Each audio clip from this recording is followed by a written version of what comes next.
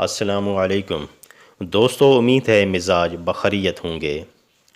لڑکپن کے دن تھے جب نوجوانی کی دہلیز پر قدم رکھ رہے تھے۔ سکول و کالج کا زمانہ تھا۔ جوش و جذبہ اور قوت و توانائی کی نئی نئی کلیاں پھوٹ رہی تھیں۔ جذبات و احساسات پاکیزہ تھے اور علم و عمل کی تلاش کرنے کی جستجو عروج پر تھی۔ یہ وہ زمانہ تھا جب موبائل اور موجودہ سوشل میڈیا کا دور ابھی شروع نہیں ہوا تھا۔ انٹرنیٹ اتنا عام اور ہر بندے کی پہنچ میں نہیں تھا۔ علم کے پیاسے لائبریریوں کا رخ کرتے، کتابوں سے اپنی علمی پیاس بجھاتے، یا پھر ریڈیو اور ٹیلی ویژن کے ادبی، تحقیقی اور مذہبی پروگرام بڑے شوق سے دیکھے جاتے۔ انہی دنوں ایک نوجوان مقرر، پرسوز اور ولولہ انگیز تقریر کرنے والا نمودار ہوا۔ وہ فن تقریر اور خطابت کے رموز سے اچھی طرح واقف تھا۔ وہ بڑے جوش و جذبہ اور مدلل دلیل سے بات کرتا۔ اس کی تقریر روح کو گرما دینے والی ہوتی۔ لوگ بڑے شوق سے اس کی تقریر سنتے۔ وہ نوجوانوں کا رول ماڈل تھا۔ وہ مذہبی اور روحانی محافل میں بھرپور شرکت کرتا۔ وہ ایک نوجوان مذہبی سکالر کے طور پر ابھر کر سامنے آیا۔ وہ ایک بہترین میزبان اور نقیب محفل تھا۔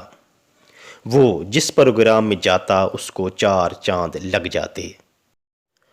وہ بڑی تیزی سے ترقی کی منازل طے کر رہا تھا۔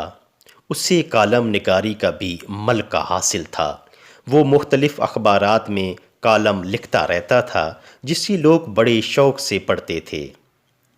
اس کی تقریروں اور تحریروں میں محبت الہی، عشق رسول، محبت اہل بیت و صحابہ کوٹ کوٹ کر بھری ہوئی ہوتی۔ اس کی باتیں ایمان کو تازہ کر دیتیں۔ انہی خداداد صلاحیتوں کی وجہ سے اسے ٹی وی پروگراموں میں بے پناہ مقبولیت ملنے لگی۔ اس نے ان پروگراموں کو بہت سی نئی جہتیں دی، نئے ٹرینڈ متعارف کروائے۔ رمضان المبارک میں سحر و افطار پروگرام ایسے نئے اور اچھوتے انداز سے پیش کیے جو کہ آج بھی ایک ٹرینڈ سیٹر کی حیثیت رکھتے ہیں، اور باقی لوگوں نے بھی ایسے انداز کو بے پناہ سراہا اور اپنایا۔ ربیع الاول میں میلاد کے پروگرام ہوں، محرم الحرام کے دل سوز واقعات، عیدین کا موقع ہو یا دیگر مذہبی تقاریب ہوں، اس کی تقاریر روح کو گرما دینے والی ہوتیں اور وہ جان محفل ہوتا۔ اس نے سیاست میں قدم رکھا تو کامیابی نے قدم چومے۔ وہ ایک کامیاب سیاستدان، بہترین مقرر، ایک اچھا کالم نگار، صحافی، اینکر پرسن، ٹی وی پروگراموں کا میزبان اور سب سے بڑھ کر ایک زبردست مذہبی سکالر ہے۔ تو دوستو، آپ سمجھ گئے ہوں گے میں جس شخصیت کا تذکرہ کر رہا ہوں اس کا نام ہے ڈاکٹر عامر لیاقت حسین۔ ڈاکٹر صاحب کراچی سے تعلق رکھتے ہیں اور پی ٹی آئی کے رہنما اور ممبر قومی اسمبلی ہیں۔ ڈاکٹر صاحب آج بھی ٹیلی ویژن اور سوشل میڈیا پر چھائے ہوئے ہیں۔ ان دنوں نجی ٹی وی چینل ایکسپریس کی رمضان ٹرانسمیشن پیارا رمضان کی میزبانی کر رہے ہیں۔ ان کی رمضان ٹرانسمیشن کے دوران جیوے پاکستان کے نام سے پروگرام کا ایک حصہ نشر ہوتا ہے۔ گزشتہ روز ان کا یہ پروگرام دیکھ رہا تھا کہ اچانک ایک منظر دیکھ کر 440 وولٹ کا جیسے جھٹکا لگا ہو۔ یقین نہیں آ رہا تھا کہ ایسی گھٹیا حرکت ہماری ہر دل عزیز شخصیت ڈاکٹر عامر لیاقت کر رہے ہیں۔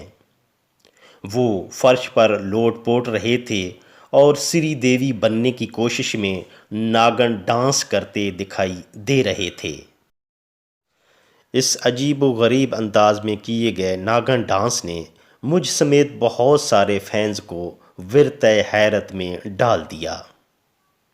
حد تو یہ ہے کہ رمضان شریف جو کہ اللہ کا مہمان مہینہ ہے، جو کہ فضائل و برکات سے مزین مہینہ ہے، کیا ایسے بابرکت مہمان کی میزبانی ایک مذہبی سکالر اس انداز میں کرے گا؟ مجھ جیسے ان کے چاہنے والے حیران و پریشان ہیں کہ ہمارے دلوں میں عشق رسول کی شمع جلانے والا ہمارا رول ماڈل آج ہماری نوجوان نسل کو کس قسم کا انداز پیش کر رہا ہے۔ کیا ایک مشہور و معروف اور مذہبی سکالر کو یہ سب کچھ زیب دیتا ہے؟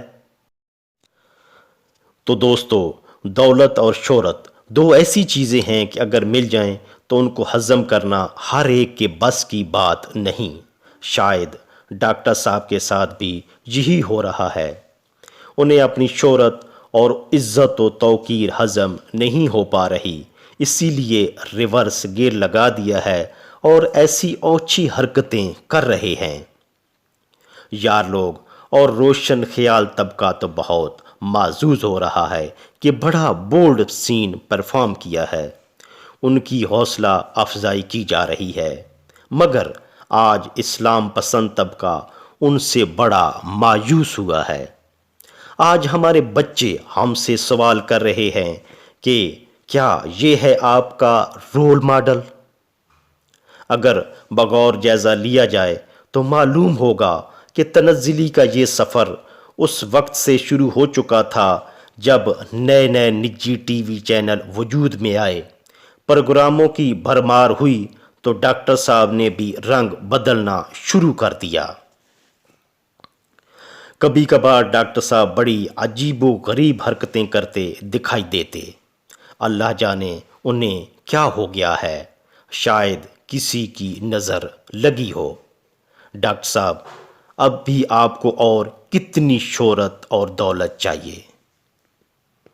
بعد پروگرام تو ایسے بھی کیے گئے جس میں انہوں نے صرف لوگوں کے عیب ہی کھولے، لوگوں کے منفی پہلوؤں کو ہی اجاگر کیا گیا۔ ان کی اس تنقیدی جلگار سے نہ مذہبی طبقہ بچا، نہ سیاسی لوگ اور نہ ہی ان کے صحافی دوست۔ خامیاں اور کمزور پہلو تو ہر انسان میں ہوتے ہیں، اگر آپ کو اللہ نے اتنی طاقت اور ہمت دی ہے، ایک پلیٹ فارم مہیا کیا ہے، تو لوگوں کے بخیے تو نہ ادھیڑیں، لوگوں کی کردار کشی تو نہ کریں۔ بہرحال یہ سب تو کسی حد تک قابل برداشت تھا، مگر ان کے اس ناگن ڈانس نے تو بہت مایوس کیا ہے۔ تو دوستو، ڈاکٹر عامر لیاقت سے مؤدبانہ گزارش ہے کہ جناب آپ اپنی حیثیت پہچانیے، ایسی اوچھی اور غیر معیاری حرکتیں آپ کو زیب نہیں دیتیں۔ آپ تو ہیرا ہیں، ہیرا کہاں گندگی میں لتھڑ گئے ہیں، آپ تو شیر ہیں، کہاں بکریوں کے ریوڑ میں گھس گئے ہیں۔ اللہ نے آپ کو اتنی عزت اور شہرت دی ہے، ایسی حرکتیں کر کے ناشکری کیوں کرتے ہیں؟ اپنے چاہنے والوں کا دل کیوں توڑتے ہیں؟ آپ وہ کام کریں جو لیڈر، رہنما اور رہبر کرتے ہیں، جو امید کی کرن ہوتے ہیں، جو قوموں کو سیدھے راستے پر ڈالتے ہیں، جو جوانوں کی تربیت بہترین کرتے ہیں۔ آپ لوگوں کو انٹرٹین ضرور کریں، مگر اسلامی اور اخلاقی اقدار کو پس پشت مت ڈالیں۔ صبح کا بھولا اگر شام کو واپس آ جائے تو اسے بھولا نہیں کہتے۔ براہ مہربانی ہمیں وہی ہمارا ہر دل عزیز ڈاکٹر عامر لیاقت لوٹا دیں، جس کی روح فکر کو گرمادینی تقاریر سن کر ہم جوان ہوئے، جس کی خوبصورت اور دلکش تصویر ہمارے ذہنوں میں آج بھی پیوست ہے۔ ہم نے آپ سے ناگن ڈانس نہیں سیکھنے، ہم نے اور ہمارے بچوں نے، اس نوجوان نسل نے آپ سے وہی علم و عمل سے بھرپور عالمانہ اور خوبصورت باتیں سننی ہیں جو کبھی آپ کا وتیرہ ہوا کرتی تھیں، جو آپ کی وجہ شہرت ہیں، جو ایمان کو تازگی بخشیں، جو منتشر اور پراگندہ ذہنوں کو پاک و صاف کر کے نور ایمان سے مزین کر دیں۔ امید کرتا ہوں کہ آپ اپنے چاہنے والوں کو مایوس نہیں کریں گے۔